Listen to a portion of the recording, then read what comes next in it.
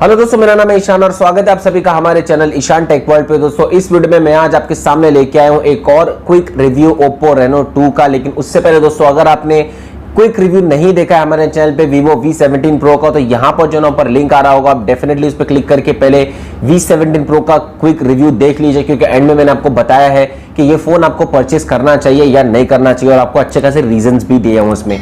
दोस्तों इसी तरीके से मैं आपके सामने क्विक रिव्यू दूंगा Oppo Reno2 के बारे में, और एंड में आपको बताऊंगा कि whether you have to buy this phone और नॉट, मतलब इसके प्राइस को, फीचर्स को कंपेयर करते हुए, और जिस प्राइस सेगमेंट में ये फोन आपको मिल रहा है, जो फीचर्स इसमें आपको मिल रहे हैं उसको कंपेयर करते हुए दोस्तों मैं आपको बताऊंगा कि ये फोन आपको परचेस करना चाहिए या नहीं। तो चलिए दोस्तों, फिर मैं जल्दी से चलता हूं क्विक रिव्यू की तरफ अपने। तो without further ado let's get started.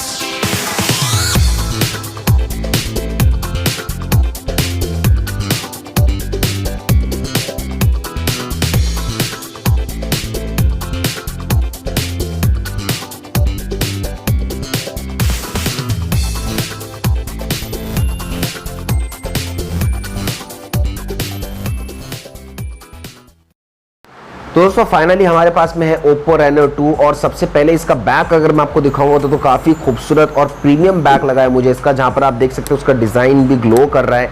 और इसी के साथ में कैमरा प्लेसमेंट आप देखेंगे तो यहाँ पर 4 कैमरा आपको देखने के लिए मिल जाएंगे बैक में, एक फ्लैश के साथ में।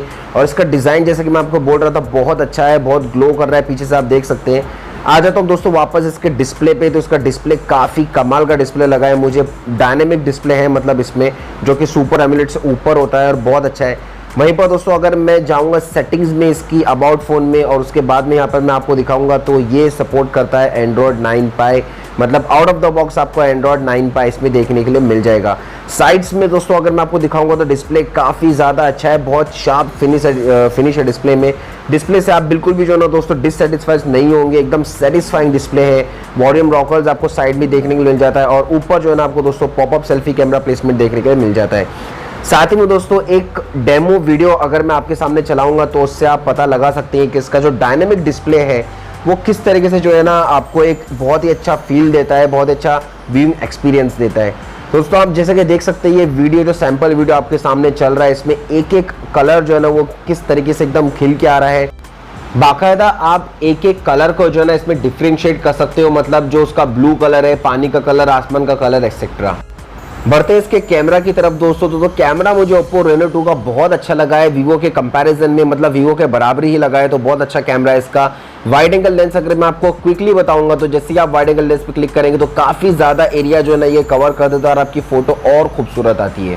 दोस्तों ये तो था एक छोटा सा क्विक रिव्यू Oppo Reno2 के बारे में। अब इसके प्राइस टैग को अगर आप देखेंगे और उसके बाद में इसके स्नैपड्रैगन को आप देखेंगे तो आपको Vivo V17 Pro से इसका स्नैपड्रैगन थोड़ा ज्यादा मिलता है, लेकिन उसी के साथ में अगर आप देखेंगे तो इसमें आपको प्राइस भी जो है ना ज्यादा मिलता है। मतलब V17 आपको मिल जाता है 30,000 की रेंज में, और ये आपको मिलता है 36,000 की रेंज में। अब अगर आप कंपेयर करेंगे इसको OnePlus 7T से भी या V17 Pro से भी, तो उन दोनों में दोस्तों काफी ज्यादा फर्क है, क्योंकि OnePlus 7T से अगर आप कंपेयर करेंगे तो वो एक पूरा हार्डवेयर रिलेटेड फोन है, उसमें आपको कैमरा जो है ना वो इतना अच्छा नहीं मिलता है जितना आपको Oppo में कैमरा अच्छा मिल जाता है। और वहीं पर दोस्तों अगर आप V17 Pro से भी कंपेयर करेंगे तो वहां पर भी सेम चीज है कि वहां पर बस फर्क सिर्फ इतना है कि V17 Pro में जो है ना आपको कैमरा बहुत अच्छा मिल जाता है। जिस तरीके से मैंने आपको उसको क्विक रिव्यू दिया था और उसमें आप देख सकते हो कि उसके कैमरा क्वालिटी जो है ना बहुत अच्छी थी, तो इसी हिसाब से दोस्तों Oppo में जो है ना वो कैमरा क्वालिटी बहुत अच्छी है।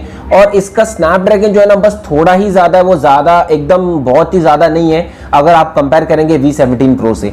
और दोस्तों जनरली अगर मैं आपसे बात बोलूंगा तो कितनी बार ऐसा होता है, या ज्यादातर ऐसा होता है कि हम जो है ना अपने मोबाइल को, अपने स्मार्टफोन को 50% भी उसका फीचर जो है ना वो अच्छे तरीके से हम यूज नहीं कर सकते।